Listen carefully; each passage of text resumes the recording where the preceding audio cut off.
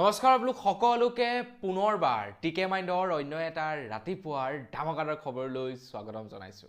অন্য দিনাৰ দৰে আজিও আপোনালোকৰ বাবে দিনটোৰ কেইবাটাও গুৰুত্বপূৰ্ণ খবৰ লৈ আহিছো। ভিডিঅ'টো প্ৰথমৰ পৰা শেষলৈকে চাই থাকিব। আগবাঢ়িছো আজিৰ প্ৰথমটো খবৰ ফালে। খবৰ লৈ পৰিছে আমাৰ ভাৰতবৰ্ষত আকৌ এবাৰ প্ৰায় 900তকৈও অধিক দৈনিক প্ৰয়োজনীয় হোৱা ঔষধৰ দাম বৃদ্ধি পালে বুলি খবৰ লৈ পৰিছে। খবৰ লোৱা অনুসৰি পুনৰ বৃদ্ধি পালে আমাৰ জীৱনত দৈনিক ব্যৱহৃত হোৱা প্ৰায় 900তকৈও অধিক যেনে এণ্টিবায়'টিক, যেনে জ্বৰৰ ঔষধ, যেনে বিষনাশক, এনেকুৱা ধৰণৰ প্ৰায় 900তকৈও অধিক ঔষধৰ দাম বৃদ্ধি পাইছে বুলি জনাইছে। তো আপোনালোকে খাই থকা কণ্টিনিউ যিবিলাক ঔষধ খায় সেই ঔষধবিলাকৰো দাম বৃদ্ধি পাইছে নেকি কমেণ্ট ছেকশ্যনত জনাব। আগবাঢ়িছো ইয়াৰ পাছৰটো খবৰৰ ফালে। খবৰ লৈ পৰিছে অসমৰ মুখ্যমন্ত্ৰী ডক্টৰ হিমন্ত বিশ্ব শৰ্মা দেৱৰ ওপৰত।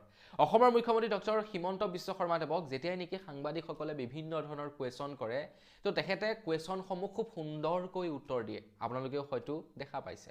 কিন্তু প্ৰথমবাৰৰ বাবে যোৱাকালি দেখিবলৈ পালোঁ BBC নিউজৰ তৰফৰ পৰা BBC নিউজৰ সাংবাদিকে সোধা প্ৰশ্নৰ উত্তৰ দিবলৈ অমান্তি হ'ল আৰু তেখেতে সাংবাদিকক এৰি গুচি গ'ল। যোৱাকালি প্ৰথমবাৰ দেখিবলৈ পাইছোঁ। মুখ্যমন্ত্ৰী হিমন্ত বিশ্ব শৰ্মাদেৱে নিৰ্বাচনী প্ৰচাৰ চলাবলৈ যাওঁতে যোৱাকালি BBC নিউজৰ সাংবাদিক আহি উপস্থিত হৈছিল আৰু সেই সময়তে সাংবাদিকে সুধিছিলে যে আপোনাক অসমৰ মানুহে হিটলাৰ বুলি কয়, আপোনাক অসমৰ মানুহে বেয়া পায়, এই সম্পৰ্কত আপুনি কি ক'ব?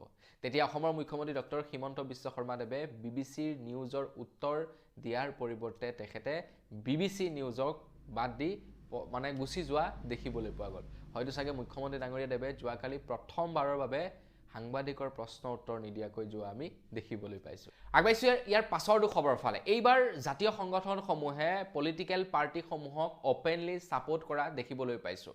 আমি যোৱাকালি দেখিবলৈ পাইছিলোঁ AJPক দুটাকৈ জাতীয় সংগঠনে ছাপোৰ্ট কৰিছে।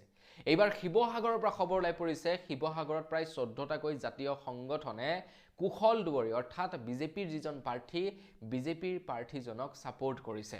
খবৰ লোৱা অনুসৰি সদৌ টাই আহোম ছাত্ৰ সন্থা, তাৰ লগতে টাই আহোম যুৱ ছাত্ৰ পৰিষদ আৰু লগতে সদৌ অসম অনুসূচিত জাতি ছাত্ৰ সন্থা, জাতীয় সংগ্ৰামী সেনা অসম, আহোম জাতীয় গণমঞ্চ, সংগ্ৰামী যুৱ ছাত্ৰ পৰিষদ, সংগ্ৰামী সেনা আদিকে ধৰি প্ৰায় 14টাকৈ সংগঠনে কুশল দুৱৰীক ছাপোৰ্ট কৰা দেখিবলৈ পাইছোঁ। মানে যিজন নেকি বিজেপিৰ প্ৰাৰ্থী তেখেতক অপেনলি আহি ছাপোৰ্ট কৰিছে।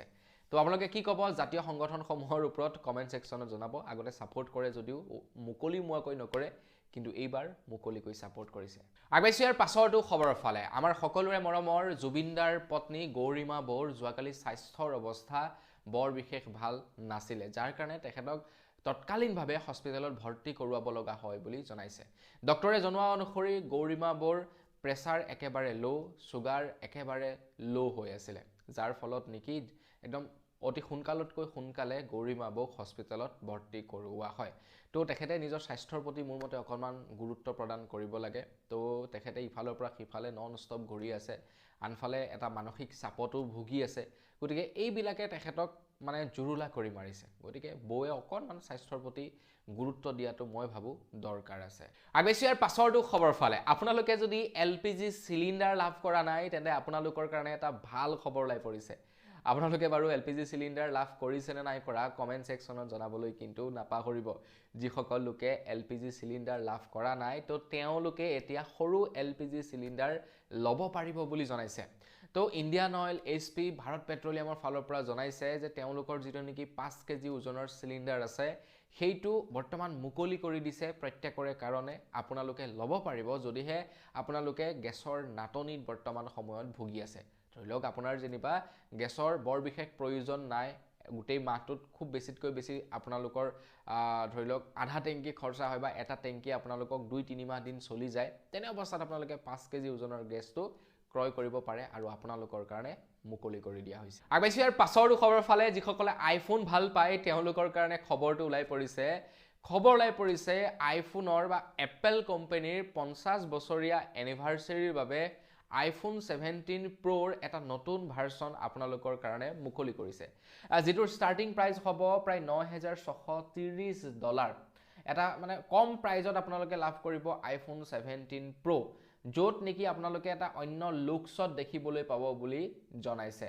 তো এটা ব্লেক কভাৰৰ সৈতে আইফোন 17 Pro এপল কোম্পানীৰ 50 বছৰীয়া এনিভাৰ্চাৰীৰ বাবে এই এডিশ্যনটো মুকলি কৰিছে। তো যিসকল আইফোন লভাৰ, যিসকলে আইফোন ল'ম বুলি ভাবি আছে, তেওঁলোকে আইফোন 17 Proটো ল'ব পাৰে। আগবাইছোঁ ইয়াৰ পাছৰটো খবৰ ফালে। ইয়াৰ পাছৰ খবৰটো ওলাই পৰিছে ডিব্ৰুগড়বাসীৰ কাৰণে। আপুনি বাৰু ভিডিঅ'টো ডিব্ৰুগড়ৰ পৰা চাই আছে নেকি কমেণ্ট ছেকশ্যনত জনাব। খবৰ ওলাই পৰিছে এইবাৰ ডিব্ৰুগড়ৰ কেন্দ্ৰীয় ৰঙালী বিহু বাতিল কৰিছে বুলি খবৰ ওলাই পৰিছে। খবৰ লোৱা অনুসৰি আমাৰ সকলোৰে মৰমৰ হাৰ্টথ্ৰব জুবিন দাক ট্ৰিবিউট দিবৰ কাৰণে এইবাৰ তেওঁলোকে বিহু উদযাপন নকৰে। এইবাৰ কেন্দ্ৰীয় ৰঙালী বিহু অৰ্থাৎ ডিব্ৰুগড়ৰ কেন্দ্ৰীয় ৰঙালী বিহুৱে তেওঁলোকৰ এইবাৰ ৰঙালী বিহু কেনচেল কৰিছে। তো আপুনি যদি ডিব্ৰুগড়ৰ পৰা চাই আছে কমেণ্ট ছেকশ্যনত জনাব। তো এই পদক্ষেপটো লোৱাৰ বাবে ভাল হৈছে নে বেয়া হৈছে সেই সম্পৰ্কে কমেণ্ট ছেকশ্যনত জনাব। আৰু এইখিনিতে আপোনালোকক আৰু এটা কথা জনাই থৈ যাওঁ, জুবিন দাৰ যিটো নেকি পুৰণা বেণ্ড আছিলে সেই বেণ্ডটোৱে এইবাৰ কিন্তু দীপলিনা ডেকাৰ সৈতে কাম কৰিছে। গোটেই বেণ্ড মেম্বাৰখিনিয়ে এইবাৰ দীপলিনা ডেকাৰ সৈতে কাম কৰা দেখিবলৈ পোৱা গৈছে। তো মানে তেওঁলোকৰতো জুবিন দাৰ বাহিৰে বেলেগৰ সৈতে প্ৰগ্ৰেম নকৰে। তো এইবাৰ দীপলিনা বা দীপলিনাৰ হৈ তেওঁলোকে মিউজিক মানে বাদ্যযন্ত্ৰকাৰীসকলে বজাব। আগবাইছোঁ ইয়াৰ পাছৰটো খবৰ ফালে। আপোনালোকে বাৰু সময়মতে LPG চিলিণ্ডাৰ লাভ কৰিছেনে নাই কৰা কমেণ্ট ছেকশ্যনত জনাওকচোন। ইণ্ডিয়ান অইল কৰ্পৰেশ্যনৰ তৰফৰ পৰা জনাইছে যে তেওঁলোকে এই নাটনিৰ সময়ত প্ৰায় 28 লাখতকৈও অধিক LPG চিলিণ্ডাৰ ডেলিভাৰ্ড কৰিছে বুলি তেওঁলোকৰ ফালৰ পৰা এক তথ্য দাঙি ধৰিছে। বহু লোকৰ আকৌ এনেকুৱা হৈছে যে LPG পাবলৈ তেওঁলোকৰ টান হৈ পৰিছে। বুকিং কৰাৰ পাছতো গেছ পোৱা নাই। কিন্তু সিদিনাখন মই এটা গেছ ল'বলৈ গৈছিলোঁ, মই কিন্তু যোৱাৰ লগে লগে পাই গৈছোঁ। অকণমান দীঘলীয়া লাইন যেনিবা হৈছে আৰু পইচাটো জমা দিবৰ কাৰণে। এদিন বুকিং কৰিলোঁ, তাৰপাছত এদিন মানে লাইন পাতিলোঁ, লাইন পাতি লগে লগে ল'ব পাৰিলোঁ। মানে আধা ঘণ্টা 1 ঘণ্টা লাইন পাতিব লগা হৈছে, কিন্তু গেছটো একেদিনাখনেই পাইছোঁ। কিছু জেগাত দেখিছোঁ গেছৰ খুবেই নাটনি হৈছে। এতিয়া আপোনালোকৰ তাত বাৰু নাটনি হৈছে নে নাই কমেণ্ট ছেকশ্যনত জনাব। কিন্তু মই য'ত আছোঁ তাত কিন্তু নাটনি দেখা নাপালোঁ। কিন্তু ব্লেকত পাবলৈ নাই, ব্লেকত দাম ধেৰ। আগতে কি হয়, যিবিলাকৰ কাৰ্ড নাথাকে তেওঁলোকে যাৰে তাৰে পৰা লয়, কিন্তু তাত এতিয়া বহুত দাম। 1600, 1700, 1800, 1900, 2000 এনেকুৱা হৈছে। কিন্তু য'ত নেকি এজেঞ্চি আছে, এজেঞ্চিৰ পৰা ডাইৰেক্ট আনিবলৈ গৈছিলোঁ 912 টকাত আনিছোঁ। গতিকে আমাৰ ইয়াতেতো হোৱা দেখা নাই, কিন্তু আপোনালোকৰ তাত কেনেকুৱা কমেণ্ট ছেকশ্যনত জনাব। আগবাইছোঁ ইয়াৰ পাছৰটো খবৰ ফালে। ইয়াৰ পাছৰ খবৰটো ওলাই পৰিছে দিল্লীৰ পৰা। দিল্লীৰ মহিলাসকলৰ কাৰণে এতিয়া মুকলি কৰিছে পিংক কাৰ্ড। তো এই পিংক কাৰ্ডৰ জৰিয়তে এতিয়া আনলিমিটেড ট্ৰেভেল কৰিব পাৰিব দিল্লীৰ মহিলাসকলে দিল্লীৰ বাছসমূহত। তো দিল্লীৰ মহিলাসকলক এই পিংক কাৰ্ড প্ৰভাইড কৰা হ'ব আৰু তেওঁলোকে বাছত যোৱাৰ সময়ত পইচা নিদিয়াকৈ এই পিংক কাৰ্ডৰ জৰিয়তে ট্ৰেভেল কৰিব পাৰিব বুলি খবৰ ওলাই পৰিছে। তো আমাৰ অসমতো মোৰ মতে মহিলাসকলৰ কাৰণে এনেকুৱা কিবা এটা ছিষ্টেম থাকিব লাগে, যাতে যিসকল নেকি বাছ ড্ৰাইভাৰ থাকে তেওঁলোকৰো লোকচান নহওক, আৰু মানে যিসকল নেকি মহিলা থাকে তেওঁলোকেও যাতে পইচা বা পে' কৰিব নালাগে। তো তাৰ কাৰণে এনেকুৱা কিবা ছিষ্টেম থাকিব লাগে। দিল্লীত নতুনকৈ বনাইছে এই ছিষ্টেমটো। পিংক কাৰ্ড থাকিলে আনলিমিটেড ট্ৰেভেল কৰিব পাৰিব। আগবাইছোঁ ইয়াৰ পাছৰটো খবৰ ফালে। খবৰ ওলাই পৰিছে বীৰ লাচিত সেনাৰ বিকাশ অসমৰ ওপৰত। তো বিকাশ দাক নেদেখাই হৈ থাকিলোঁ ছ'চিয়েল মিডিয়াত। তো তেখেত যেতিয়া নেকি জেললৈ গ'ল, জেললৈ যোৱাৰ পাছত তেখেতে ঘৰত অহাৰ পাছত চাগে অকণমান মৌন হৈ বহিছে নেকি। নিৰ্বাচনী বতৰ পালেহি, কিন্তু তেখেতক এতিয়ালৈকে সংবাদ মাধ্যমৰ সন্মুখত দেখা পোৱা নাই। এতিয়া খবৰ ওলাই পৰিছে তেখেতক এতিয়া বীৰ লাচিত সেনা অসমৰ কেন্দ্ৰীয় যুটীয়া সচিবৰ দায়িত্ব অৰ্পণ কৰা হৈছে। তেখেত আগতে আছিলে অসমৰ কামৰূপ জিলা মহানগৰৰ প্ৰাক্তন মুখ্য সচিব আছিলে তেখেত, কিন্তু এতিয়া গোটেই অসমৰ মানে কেন্দ্ৰীয় যুটীয়া সচিবৰ দায়িত্ব প্ৰদান কৰা হৈছে। গোটেই অসমৰ যুটীয়া সচিবৰ দায়িত্ব প্ৰদান কৰা হৈছিলে। আগতে কেৱল কামৰূপৰ আছিলে, কিন্তু তেখেতক নেদেখা হৈ থাকিলোঁ জেলৰ পৰা অহাৰ পাছত। মানুহজনক ভাল লাগে, তেখেতৰ কৰ্মৰাজি আদৰ্শবিলাক বেয়া নালাগে, ভাল লাগে। সৰু মৰু কিবা এটা কাম হৈ গ'ল, যিটো তেখেতে কৰিছিলে বা নকৰিছিলে, তেখেতে কোৱা মতেতো নাই কৰা, সেইখিনিক আমি বাদ দি বাকী ভাল কামখিনিক আমি একচেপ্ট কৰিব লাগে। তেখেতে বহুত ভাল কাম কৰি থৈছে। আপোনালোকে যদি চাবলৈ যায় বহুত ভাল কাম কৰি থৈছে। একচুৱেলি মানুহ কিছুমান আছে যিবিলাকে ভাল কাম কৰে সেইবিলাক দেখুৱাই নকৰে, যাৰ কাৰণে আমি দেখা নাপাওঁ। কিন্তু কিছুমান এনেকুৱা থাকে ইমানকণি কাম এটা কৰিও মানুহক দেখুৱাই থাকে, আমি সেইবিলাকক ভাবোঁ বহুত ভাল বুলি। কিন্তু এওঁলোকো বহুত ভাল, তেওঁলোকেও বহুত ভাল কাম কৰি থৈছে, কিন্তু সেইবিলাক তেওঁলোকে ছ'চিয়েল মিডিয়াত দেখাই নাথাকে। আগবাইছোঁ ইয়াৰ পাছৰটো খবৰ ফালে। ইয়াৰ পাছৰ খবৰটো ওলাই পৰিছে নেপালৰ পৰা। নেপালত এতিয়া নতুন এটা নিয়ম প্ৰযোজ্য কৰা হৈছে। নেপালত এতিয়াৰে পৰা VIP কালচাৰ একেবাৰেই নাথাকিব। আমাৰ ভাৰততো বাৰু সেই VIP কালচাৰ নথকা ব্যৱস্থাটো কৰিলে কেনেকুৱা হয় আপোনালোকে জনাবচোন। এতিয়া আমাৰ অসমতো ভিআইপি কালচাৰ নাই বুলি কৈ থাকে পলিটিচিয়ানসকলে, কিন্তু একজেক্টলি ক'বলৈ গ'লে ভিআইপি কালচাৰ আমাৰ অসমত এতিয়াও আছে, গোটেই ভাৰতবৰ্ষতে ভিআইপি কালচাৰ আছে। আপোনালোকে হয়তো দেখিছিলে যে যেতিয়া নেকি প্ৰধানমন্ত্ৰী নৰেন্দ্ৰ মোদী ডাঙৰীয়া, অমিত শ্বাহ ডাঙৰীয়া অসমলৈ আহিছিলে, তেতিয়া এটা ৰাস্তা টোটেলি ব্লক কৰি দিয়া হৈছিলে তেওঁলোকৰ কাৰণে। যেতিয়া নেকি মুখ্যমন্ত্ৰী ডাঙৰীয়াদেৱে মনোনয়ন পত্ৰ দিবলৈ গৈছিলে, তেতিয়া এটা ৰাস্তা ব্লক কৰি দিয়া হৈছিলে। বা যেতিয়া পলিটিচিয়ানসকলে মনোনয়ন পত্ৰ দিবলৈ যায়, তেতিয়া ৰাস্তা ব্লক কৰি দিয়ে। ইয়াকেতো কয় ভিআইপি কালচাৰ ন। তো তেওঁলোকৰ কাৰণে ট্ৰেফিক জাম কৰি দিয়া হয়, ইয়াকে কয়তো ভিআইপি কালচাৰ। আমাৰ অসমত ভিআইপি কালচাৰ আছে, গোটেই ভাৰতবৰ্ষতে আছে, কিন্তু নেপালত এতিয়া ন' ভিআইপি কালচাৰ। সকলোবিলাক সমান হ'ব লাগিব, সকলোৰে কাৰণে সমান অধিকাৰ থাকিব লাগিব। যদি ট্ৰেফিকত ৰেড লাইট পৰিছে, প্ৰধানমন্ত্ৰী আহিলেও ৰেড লাইটত ৰখিবই লাগিব।